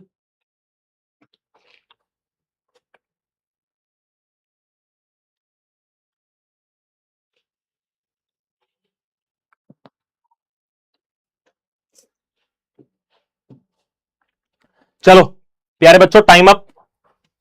क्वेश्चन को पढ़ते हैं। कहता है जी which of the following is not a business transaction. निम्नलिखित में से क्या एक बिजनेस ट्रांजेक्शन नहीं है? तो हमारे पास चार ऑप्शंस हैं। Payment of salaries to workers, यानी हमारे यहां जो वर्कर्स काम करते हैं उनको सैलरी देना, तो ये तो ट्रांजेक्शन है, बिजनेस से जुड़ी हुई ट्रांजेक्शन है। Candle light dinner with girlfriend, payment made by the business cash, भाई साहब ये भी ट्रांजेक्शन है। हर वो चीज बिजनेस ट्रांजेक्शन है जो आपकी बिजनेस की फाइनेंशियल पोजीशन को चेंज करेगी। हर वो चीज बिजनेस ट्रांजेक्शन है जिसके आपके बिजनेस का कोई ना कोई रिसोर्स चेंज होगा, कोई ना कोई एसेट चेंज होगी, कोई ना कोई लायबिलिटी चेंज हो जाएगी या कैपिटल चेंज हो जाएगी। बात समझ में आ रही है कि नहीं आ रही है? बात समझ में आ रही है कि नहीं आ रही है? ठीक है, तो भाई मेरे को एक बात बताओ, अगर आप अपने वर्कर्स को सैलरी दोगे तो आपका कैश कम हो जाएगा कि नहीं हो जाएगा? कैश माइनस हो जाएगा कि नहीं हो जाएगा? ऐसे ही अगर आप गर्लफ्रेंड के साथ कैंडल लाइट डिनर पे जाओगे और पेमेंट करोगे अपनी दुकान के गल्ले में से, तो भी आपके दुकान की किसी रिसोर्स पे फर्क पड़ रहा है, कैश कम हो रहा है, कैश कम हो रहा है यहां पर, तो ये भी आपकी बिजनेस ट्रांजैक्शन है। आगे चलते हैं दोस्त। Selling of goods at a loss. कई बच्चे सी सी सी सी बोल रहे थे ना, अब तुम पिटोगे। Selling of goods at a loss, आपने लॉस पे बेचा माल। बेटा लॉस पे माल बेचते हो तब भी कैश तो आपके पास आएगा ही ना। आप मुझे एक सिंपल सी चीज बताओ, 10 रुपए का माल आपने 8 रुपए में बेचा, तब भी कस्टमर 8 रुपए तो देगा ही ना आपको, तब भी आपके बिजनेस की फाइनेंशियल पोजीशन चेंज होगी। लेकिन ये जो डी पार्ट है, जो तुम्हारी किस्मत में नहीं है लड़कों, लिखा है यहां पर candle light dinner with girlfriend, payment made by हर, हा डिसपॉसिबल, मखा लाडले डिसपॉसिबल। और इसमें दो इंपॉसिबल चीजें हैं, पहला कि तू गर्लफ्रेंड के साथ कैंडल लाइट डिनर कर रहा है, और दूसरा पेमेंट भी वही कर रही है। ये दोनों, इन दोनों इवेंट्स की हैपनिंग की प्रोबेबिलिटी 0 है, नील बटे सन्नाटा। और यही एक वो पॉइंट है जो बिजनेस ट्रांजेक्शन नहीं है, क्योंकि तुम खाना खाने गए, पेमेंट अगली ने दी है, तो हमारे बिजनेस की किसी एसेट पे फर्क पड़ा क्या? नहीं पड़ा। हमारे बिजनेस की किसी लाइबिलिटी पे फर्क पड़ा क्या? नहीं पड़ा। हमारे बिजनेस की कैपिटल पे फर्क पड़ा क्या? वो भी नहीं पड़ा। क्लियर हो गई बात? तो D part was the right answer. आइए देखते हैं देवियों सज्जनों किस किसने डी पार्ट टिक करा है। चलो भाई 61.66% बच्चों ने डी पार्ट टिक करा है, और बी पार्ट भी भाई साहब बहुत बच्चों ने टिक करा है। 30% बच्चों ने बी पार्ट टिक करा है। बेटा बी पार्ट आंसर नहीं है, मैं आपको बताता हूं, ये बिजनेस ट्रांजेक्शन है, कारण कि इससे बिजनेस के रिसोर्स पे फर्क पड़ रहा है, इसको रिकॉर्ड करना पड़ेगा। ठीक है बेटा, मैं एज ऑफ नाउ मैं स्टेट बोर्ड के बैच में तो नहीं पढ़ा रहा हूं, ठीक है, एंड वहां पर हमारी टीम है, दूसरी टीम है, we have Maharashtra board, we have Gujarat board, we have UP and Bihar board, है ना। सो एमपी बोर्ड है हमारे पास। तो वहां पर हमारी और टीम पढ़ा रही है, बहुत बढ़िया धुरंधर टीचर्स हैं, तो आप वहां जाकर उनसे पढ़ सकते हैं अगर आप किसी दूसरे बोर्ड से बिलोंग करते हैं तो। मैं सीबीएसई बोर्ड वाला कंटेंट पढ़ाऊंगा, एनसीईआरटी पूरी कवर करूंगा, ये मेरा वादा है, ठीक है। तो जो डी पार्ट टिक करने वाले बच्चे हैं उसमें टॉप 10 नाम मैं एक बार पढ़ना चाहूंगा। अनन्या मैनुअल, बिहारी आदित्य, शौर्य प्रताप सिंह, उड़ान स्टोरीज, एनिमिक्स एडिट, भविष्य तांबी, अभिनव, एफ एम गेमर, फागुनी अग्रवाल और सादिक खान, इन सब के करेक्ट आंसर्स हैं। चलो भाई अब चलते हैं आगे। अब मैं आपको डेटर और क्रेडिटर के बारे में समझाना चाहता हूं। डेटर और क्रेडिटर भी आपको समझना पड़ेगा, डेटर क्या होता है, क्रेडिटर क्या होता है, ठीक है। कल मेरी क्लास नहीं है बच्चों, मेरी क्लास नहीं है, इस हफ्ते में हर एक सब्जेक्ट की एक एक क्लास है और अगले हफ्ते से फिर टाइम टेबल आपको मिल जाएगा। तो कल मेरी क्लास नहीं है क्योंकि कल बिजनेस स्टडीज सीएस पायल पोपली मैम आएंगी 5 बजे आपको सेम चैनल पे बिजनेस स्टडीज पढ़ाने। बेटा इसको डेबिटर नहीं पढ़ते, डेबिटर नहीं पढ़ते इसको डेटर पढ़ते हैं। क्या पढ़ते हैं? Debtor, debtor. और डेटर और क्रेडिटर ये दोनों शब्द मैं एक बार में समझाने की कोशिश करता हूं। इसको क्रेडिटर बोलते हैं।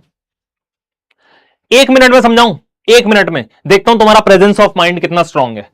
1 मिनट में समझाता हूं, 1 मिनट में। है तुम्हारी दुकान है, मैं आया माल खरीदने, मैंने कहा पैसे अभी नहीं दूंगा, बाद में दूंगा। तो जब तक मैं पैसे नहीं दे देता तब तक के लिए मैं डेटर हूं और आप क्रेडिटर हो, खत्म हो गई बात।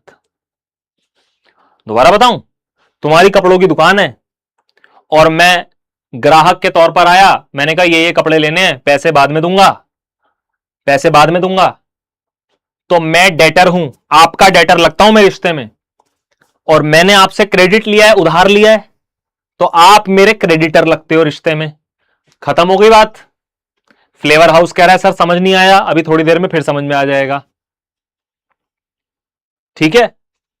अब जिनको समझ में आया वो मुझे एक बात बताएं कि ये जो छोटा भीम की दुकान है, देखो क्या बढ़िया इसने नाम रखा है, इंदुमती गारमेंट्स। हा, ठीक है। प्यार हमें किस मोड़ पे ले आया, ठीक है। तो छोटा भीम जो है वो राजू को कुर्ता बेच रहा है और राजू पैसे तो दे नहीं रहा, दिख रहा है आपको साफ साफ। इसलिए छोटा भीम ने अपने यहां नोट कर लिया, अपनी खाता बुक लिखा है ना यहां पर, अपने खाते वाली किताब में उसने नोट कर लिया, क्योंकि वो अकाउंटिंग जानता है, क्योंकि वो शिवम सर से पढ़ता था जब वो 11th-12th में था। तो आपने मुझे यहां पर यह बताना है कि भाई ने भाई को माल बेचा पर भाई ने अभी पैसे तो नहीं दिए, तो कौन डेटर है और कौन क्रेडिटर है? Your time starts now. कौन डेटर है, कौन क्रेडिटर है?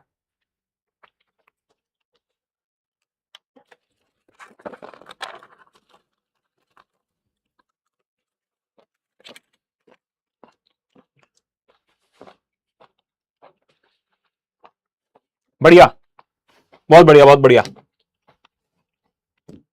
तो भाई जो है ये उधार दे रहा है ना, कि ले गरीब, दिख नहीं रहा शक्ल से गरीब वो आपको, कपड़े तो है नहीं उसके पास, तो ये उधार दे रहा है, ये क्रेडिटर है। और राजू टकला कौन है? वो डेटर है।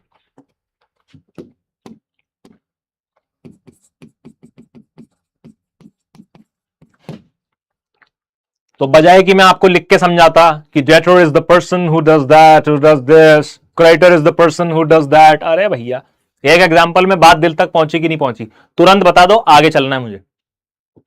बाकी ये डेफिनेशंस में भी लाऊंगा मैं धीरे धीरे, टेंशन ना करे, मजा नहीं लाइफ।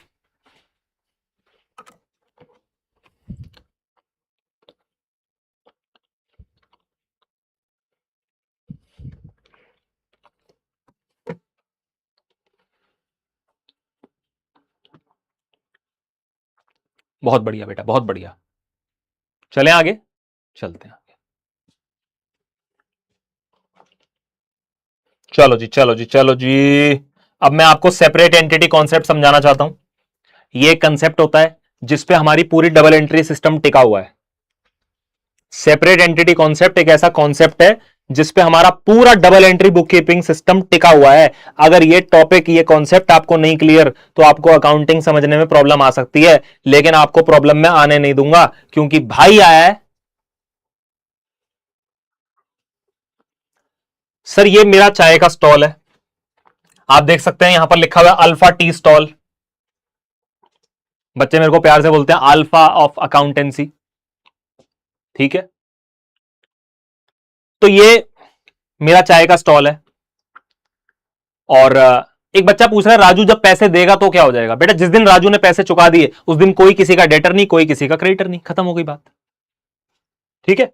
ये मेरा चाय का स्टॉल है, अल्फा टी स्टॉल, लिखा हुआ है टैगलाइन मजा ना आए तो पैसे वापस। इस स्टॉल के अंदर मैंने अपना पैसा लगाया हुआ है ना। यहां पर आपको चाय की केतली दिख रही है, पैन दिख रहा है, बहुत सारी चीजें हैं। ये ठेला भी मैंने तैयार करा है, बिस्किट बिस्किट रखे हुए हैं यहां पर, ठीक है बेटा। तो ये मेरा एक बिजनेस है। अब सेपरेट एंटिटी कॉन्सेप्ट क्या समझाना चाहता है वो मैं आपको बताता हूं। सेपरेट एंटिटी कॉन्सेप्ट कहता है कि भैया जो बिजनेसमैन है, यानी कि जो ओनर है, ओनर जो है और जो उस ओनर का बिजनेस है, ओनर और ओनर का बिजनेस, इन दोनों को एक दूसरे से अलग अलग मान के चलना है। ओनर को, ये रहा ओनर, और बिजनेस को एक दूसरे से अलग मान के चलना है, एक दूसरे से सेपरेट मान के चलना है। आपको यह मान के चलना है कि ओनर की एक अलग पहचान है और जो दुकान है, जो बिजनेस है, उसकी एक अलग पहचान है। अच्छा, इससे क्या होगा फिर? इससे यह होगा आप दोनों को ना अलग अलग इंसानों की तरह ट्रीट करो, दोनों को अलग अलग इंसानों की तरह ट्रीट करो।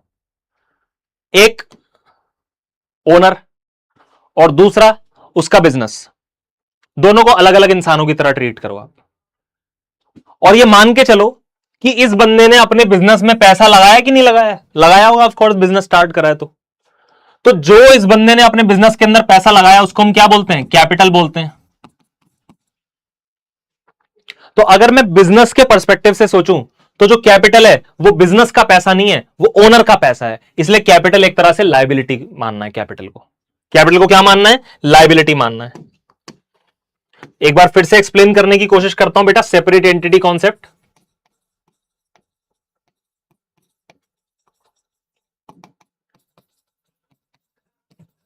As per the separate entity concept, जो बिजनेसमैन है और जो बिजनेस है, उन दोनों को अलग अलग इंसानों की तरह ट्रीट करो आप 2 मिनट के लिए। ये आपको सुनने में बहुत अजीब सा लग रहा होगा, लेकिन इस पे पूरा सिस्टम टिका हुआ है हमारा। तो बिजनेस और बिजनेसमैन दोनों को अलग अलग मान के चलो। तो अब आप मुझे बताओ कैपिटल किसने किसको दी है?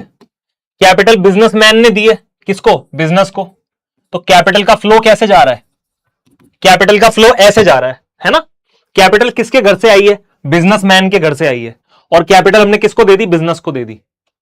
और हमें यह मान के चलना है कि ये अलग इंसान है, ये अलग इंसान है, दोनों की एक अलग अलग पहचान है, दोनों की अलग अलग पहचान है। तो जो बिजनेस के पास पैसा आया वो बिजनेस का खुद का पैसा नहीं था, वो किसका पैसा था? वो ओनर का पैसा था, बिजनेसमैन का पैसा था। तो इसलिए बिजनेस के हिसाब से जो कैपिटल वाली रकम आई है उसको एक तरह से लायबिलिटी माना जाएगा। क्या माना जाएगा? लायबिलिटी माना जाएगा। और समझना, ये बहुत बहुत एक सिंपल सा कारण है इसका। लायबिलिटी का मतलब क्या होता है? वो पैसा जो हमारा नहीं है, किसी और का है, हमने चुकाना है। तो ऐसी बिजनेस के पर्सपेक्टिव से हमें यह मान के चलना है कि कैपिटल जो है वो बिजनेस का पैसा नहीं है, वो बिजनेसमैन का पैसा है, और वो हमने फ्यूचर में बिजनेसमैन को देना है, हमने फ्यूचर में बिजनेसमैन को चुकाना है। क्लियर हो गई बात? और अकाउंटिंग जब भी होगी, जब भी रिकॉर्ड्स बनाए जाएंगे, जब भी बुक कीपिंग की जाएगी, तो वो बिजनेसमैन के पर्सपेक्टिव से नहीं बल्कि बिजनेस के पर्सपेक्टिव से होगी अकाउंटिंग। अकाउंटिंग हमेशा बिजनेस के पॉइंट ऑफ व्यू से होगी, बिजनेस के पर्सपेक्टिव से होगी, ध्यान रखना, ठीक है। और सेपरेट एंटिटी कॉन्सेप्ट ना सिर्फ आज बल्कि मैं आगे भी नेक्स्ट क्लास में भी रिपीट करूंगा। रिपीटिशंस आपको बहुत मिलेंगे, टेंशन मत लेना, एक पैसे की भी। अब आगे चलते हैं और अकाउंटिंग इक्वेशन का मतलब मैं आपको बताता हूं। अकाउंटिंग इक्वेशन एक बहुत ही साधारण कॉन्सेप्ट है जो हमें यह कहता है कि किसी भी पॉइंट ऑफ टाइम पर बिजनेस के अंदर जितनी एसेट्स होंगी उसका जो टोटल है वो हमेशा इक्वल बैठेगा लायबिलिटीज और कैपिटल के जोड़ के। यानी जितनी भी एसेट्स हैं बिजनेस के अंदर वो हमेशा कैपिटल और लायबिलिटी का जब आप सम अप करोगे ना तो जितना आएगा अमाउंट उतनी ही आपके बिजनेस के अंदर एसेट्स भी होंगी। ये कॉन्सेप्ट है अकाउंटिंग इक्वेशन। इस कॉन्सेप्ट को हम बोलते हैं अकाउंटिंग इक्वेशन। कहने का मतलब यह है कि अगर आप अपने घर से कैपिटल लाए हो 5 लाख रुपए की, तो जब आप अपनी दुकान में घुसोगे तो आपको एसेट्स जो नजर आएंगी वो भी 5 लाख रुपए की ही नजर आनी चाहिए। ऑफ कोर्स, सीधी सी बात है। अगर आपने अपने घर से बिजनेस में जो कैपिटल इन्वेस्ट करी थी वो 5 लाख रुपए करी थी, तो मैं अगर नेक्स्ट डे आपकी दुकान में एंटर करूं तो मुझे एसेट्स जो हैं, हो सकता है 10 एसेट्स हो, 15 एसेट्स हो, लेकिन होंगी वो 5 लाख रुपए की। मानते हो कि नहीं मानते हो? बताओ, मानते हो कि नहीं मानते हो?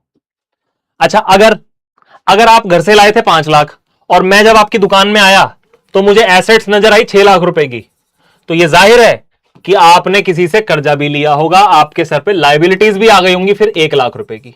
मानते हो कि नहीं मानते हो सकता है 5 लाख खुद का और 1 लाख रुपए आपने बैंक से लोन ले लिया हो, इसलिए आपकी एसेट्स बढ़ गई हो 1 लाख रुपए से, तो साथ साथ फिर आपकी लायबिलिटी भी बढ़ गई। अकाउंटिंग इक्वेशन का कॉन्सेप्ट किस किस को समझ में आ गया? एक बार हाथ खड़े कर दो। दिल तक पहुंच गया कि नहीं पहुंच गया? बता दो एक बार।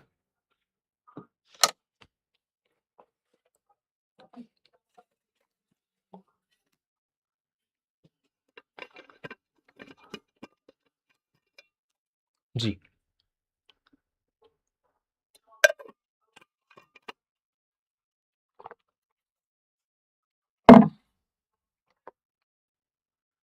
पहुंच गया जी, पहुंच गया।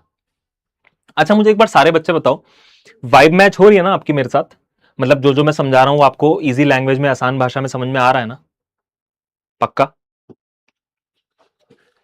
चलो भाई, तो एक क्वेश्चन करने का टाइम आ गया।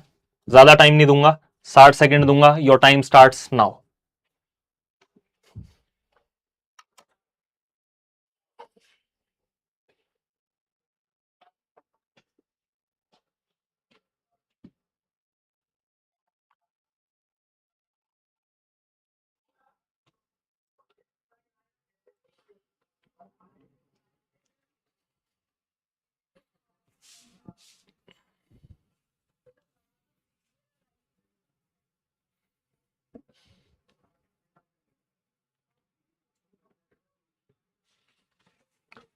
जी, कह रहा बताओ अकाउंटिंग इक्वेशन क्या कहती है?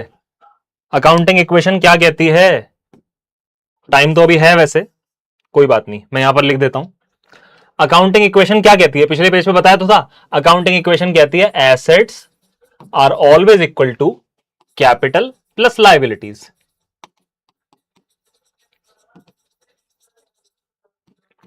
Assets are always equal to capital plus liabilities, यही कहती है अकाउंटिंग इक्वेशन कि भैया आपके बिजनेस में जितनी भी एसेट्स होंगी उनका जोड़ हमेशा किसके बराबर बैठेगा?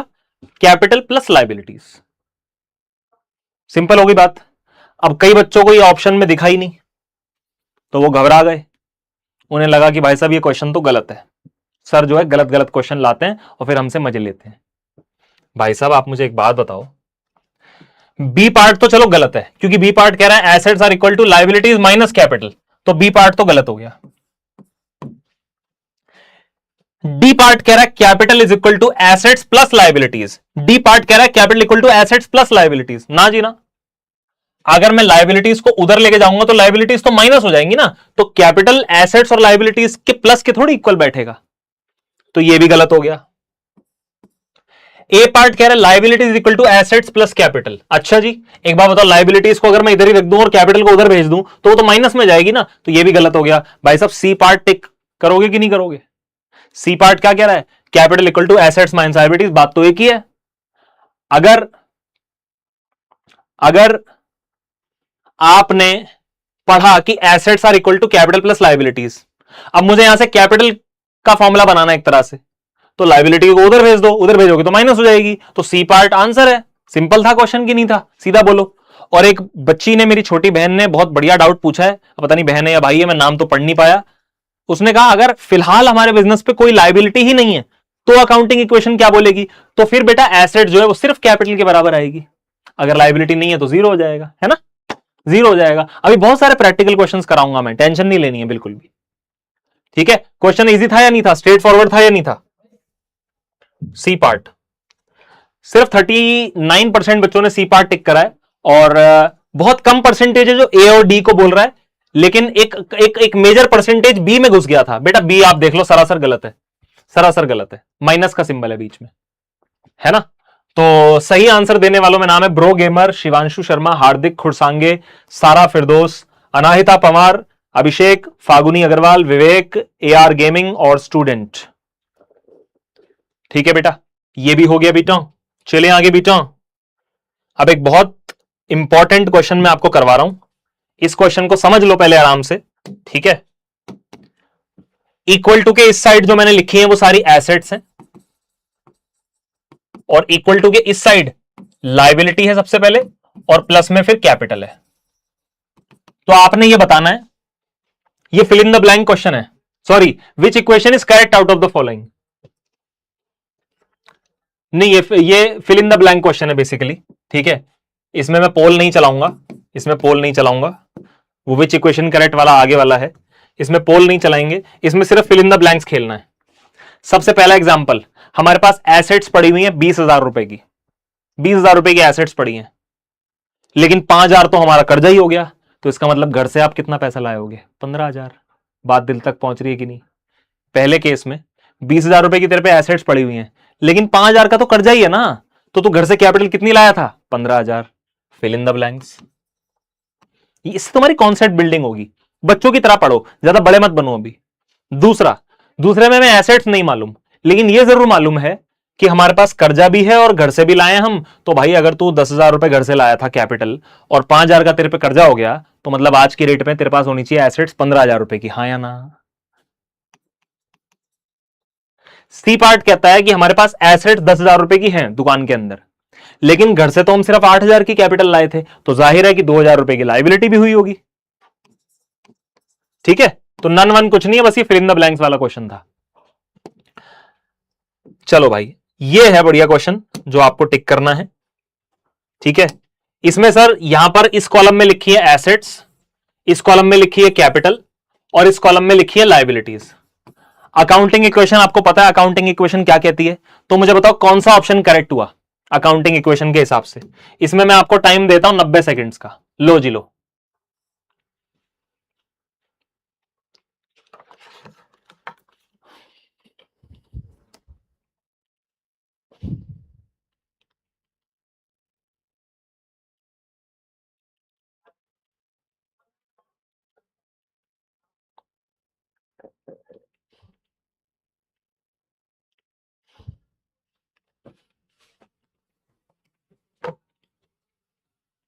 आराम से करना है, गुस्सा नहीं करना है, आराम से रीड करना है।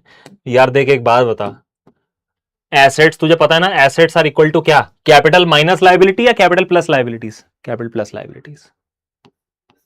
अब जरा पहले ऑप्शन को देखो, पहले ऑप्शन में आपके पास सिर्फ 8,20,000 रुपए की एसेट्स हैं, जबकि कैपिटल और लायबिलिटी का टोटल 13,80,000 बैठ रहा है। तो पहला ऑप्शन पागल फुद्दू हो गया कि नहीं हो गया? पहला ऑप्शन खराब हो गया कि नहीं हो गया? खारिज हो गया कि नहीं हो गया?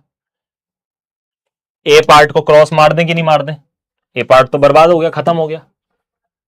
ठीक है सर, उसके बाद सर ये वाला option B option, B option में हमारे पास एसेट्स हैं 9,55,000 रुपीज की, कैपिटल हमारी 1,15,000 है और लाइबिलिटी 8,20,000 है। आप अगर इसे जोड़िएगा तो कितना आएगा? 8 और 1 9,35,000, 935 आ रहा है, 935 आ रहा है टोटल, जबकि वहां 955 है। यह भी इनकरेक्ट हो गया।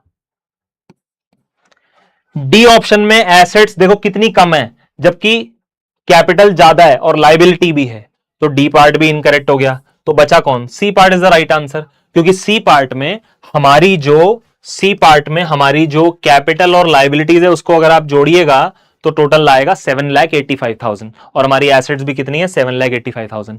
क्वेश्चन आपके दिल तक पहुंच रहा है कि नहीं पहुंच रहा? हम क्लास को बिल्कुल अब एंड करने के कगार पे पहुंच गए हैं। एक बार मुझे बता दो सारी बातें दिल तक पहुंच रही हैं कि नहीं पहुंच रही हैं? C part is the right answer. Now let's see किस किसने करेक्ट करा है। 92.41% बच्चों ने, बहुत बढ़िया पोल आया है, एक बार जोरदार तालियां खुद के लिए। और यहां पर एक बार मैं नाम जरूर लेना चाहूंगा, exception लफी, R time, Aarambh Agarwal, Sanjeev Jha, Krish UK, Neymar, Harshit Gulia, Hindu edit, EWIT and let's earn with Chirag. बहुत बढ़िया जी, बहुत बढ़िया। अब चलते हैं आगे, एक दो क्वेश्चंस और करेंगे, फिर उसके बाद हम घर घर खेलेंगे। ठीक है, ये वाला क्वेश्चन ये आपसे पूछता है सेपरेट एंटिटी कॉन्सेप्ट के बारे में। 30 सेकेंड्स मिलेंगे सिर्फ। Your time starts now.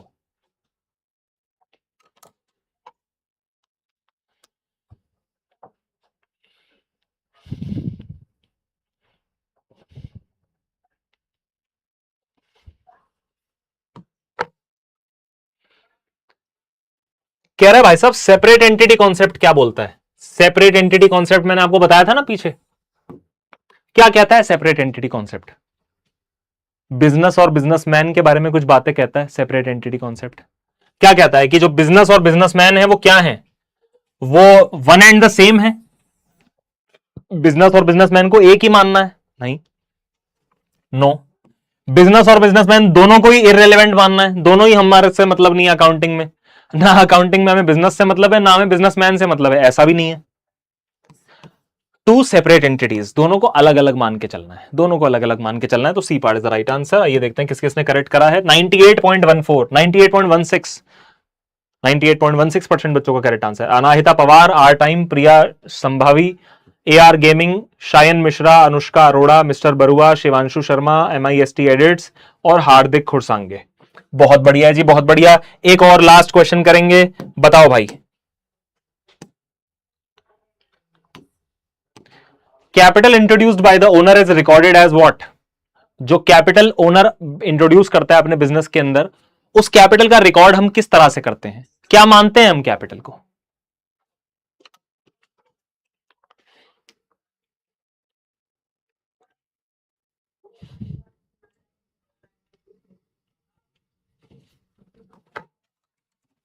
तो दोस्तों मैंने आपको पहले भी बताया था कि जो कैपिटल है उसको हम लाइबिलिटी की तरह ट्रीट करेंगे as per the separate entity concept, क्योंकि हमें बिजनेस और बिजनेसमैन दोनों को अलग अलग मान के चलना है। अब कैपिटल किसने किसको दी है? बिजनेसमैन ने दी है बिजनेस को। तो बिजनेस के पर्सपेक्टिव से अगर मैं सोचूं तो बिजनेस को तो यही लगेगा ना कि यार ये पैसा मालिक का है। तो बिजनेस के पर्सपेक्टिव से जो कैपिटल है वो एक तरह की लायबिलिटी है। D part is the right answer. D part is the right answer. सिर्फ 21%, 20% के आसपास बच्चों ने करा है और बाकी बच्चे कह रहे हैं एसेट। नहीं सर, कैपिटल एक तरह की लायबिलिटी है, बट कोई नहीं, फर्स्ट क्लास है, हो जाता है। Rishabh crazy one, Deep Jyoti Rai, Ajay Narayan Jha, Shreyansh Patodia, Suman Gupta, Anahita Pawar, mean the kitchen, Simran, miss edits और तनिष्का KMT, इन सब के करेक्ट आंसर्स हैं। अब जरा ध्यान से सुन लीजिएगा। अब ओवरऑल मैं आपको अगर समरी बताऊं तो मोटा मोटा मैंने आपको आज की क्लास में ज्यादा कुछ नहीं बताया। अभी बने रहो, भागो मत यहां से, खत्म कर रहा हूं मैं 5 मिनट में, ठीक है? चलो, मैंने आपको आज थोड़ा सा बताया अकाउंटिंग के बारे में कि अकाउंटिंग क्या होती है। उसके बाद मैंने आपको बिजनेस ट्रांजैक्शंस के बारे में बताया, है ना बेटा? उसके बाद मैंने आपको थोड़ा बहुत ज्ञान दिया एसेट्स के बारे में, लायबिलिटीज के बारे में और कैपिटल के बारे में। मैंने आपको सेपरेट एंटिटी कॉन्सेप्ट बताया और मैंने आपको अकाउंटिंग इक्वेशन समझाया। अकाउंटिंग इक्वेशन मैंने आपको समझाया। दोस्तों, आप में से कुछ बच्चों के आंसर्स गलत हुए होंगे, वो होना लाजमी है, वो कोई खराब बात नहीं है। धीरे धीरे आप मेरी क्लास में बने रहोगे तो सुधार कार्य अपने आप चलता रहेगा, ठीक है ना? ठीक है, धीरे धीरे धीरे धीरे आपकी पढ़ाई में सुधार आने लगेगा। और अब जब पढ़ाई शुरू कर दिया आपने अपने बड़े भाई के साथ, मैं आपसे दूर जरूर हूं, फिजिकली मैं आपसे जरूर दूर हूं, लेकिन इमोशनली जो टच है वो बन चुका है फर्स्ट क्लास के अंदर। मैं आगे से आपको आपका स्वागत करना चाहता हूं हमारे और फर्दर क्लासेस के अंदर। Further classes of course accountancy की यूट्यूब पर नहीं होंगी, हमारे बैच के अंदर होंगी। और स्टार्टिंग में मैंने QR दिया होगा आपको, उस QR पे भी अगर आप टिक कीजिएगा तो आप बैच में पहुंच जाओगे। वहां आपको इस सेशन के भी नोट्स मिल जाएंगे, फ्री में मिल जाएंगे। आ रही बात समझ में? और अगर मैं बात करूं होमवर्क की, तो होमवर्क में कुछ भी नहीं है आज की क्लास में, सिर्फ जितना मैंने पढ़ाया है नोट्स में से देखकर उसको लिख लिख के बढ़िया से रिवाइज कर लेना, बढ़िया से रिवाइज कर लेना। और जितनी भी मैंने चीजें अभी पढ़ाई हैं ये 100% नेक्स्ट क्लास में, उससे अगली क्लास में बार बार रिपीट होने लगेंगी। आई होप आपको मेरे साथ पढ़ाई करके मजा आया होगा, आपने इस सेशन को एंजॉय किया होगा और आपको सच में दिल से फील हुआ होगा कि भाई आया है सिखा के जाएगा। Thank you so much, God bless you, take care. और अगर आपको ये क्लास अच्छी लगी तो आप कमेंट सेक्शन में मुझे अपना प्यार जरूर दीजिएगा। Thank you, bye bye. कल शाम 5 बजे पायल मैम की क्लास बिजनेस स्टडीज की।